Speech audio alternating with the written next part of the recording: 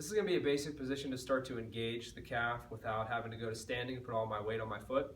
So this is really good for people who have pain when they try and do a heel raise. Sometimes you have to scale back and not have all the weight on your lower leg when you're trying to do this. So I'm going to take a band. I want to take a pretty sturdy band. Unless I'm really painful back there, this black band is one of the heavier ones. You got to think that that calf muscle is trying to lift your whole body weight. If you get a really flimsy band, you may not feel much of anything. So if you can, you want to get a fair amount of tension. I'm going to take this, I'm going to loop it right around the front of my forefoot here, just so my toes are poking out the top. And I want to put a fairly significant amount of tension on it. Now, as I press down, I want to press down and actually go in just slightly, right?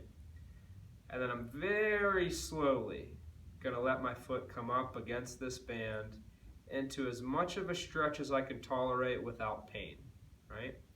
And then once again, I'm going to press down, and at the bottom, I'm going to think about going in just slightly, and then coming up very slow. So this is a position that's not incredibly threatening because I'm sitting down. The band is much less resistance than my whole body weight is going to be in a standing position. And the goal with this, especially if I have, say, like plantar fascia pain or insertional Achilles tendon pain, I don't want to feel either one of those symptoms. Ideally, I just want to feel my calf working. So if you go to do this and you grab a hold of this band, and let's say as I press down, I hit a point where I might say, ooh, I feel that pain that I'm complaining of. I'm going to stay just shy of that. Same thing at the other end. If I come up this way and I feel any type of pain, as soon as I feel that pain, I'm going to get out of there. With the goal of the more that I would come back to doing this, hopefully I feel less and less pain and more of just my calf working, right?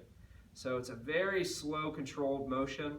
I tell patients I'd rather you do somewhere in like the 5 to 10 of these and do it really slow, or just set a timer and do it for 1 to 2 minutes.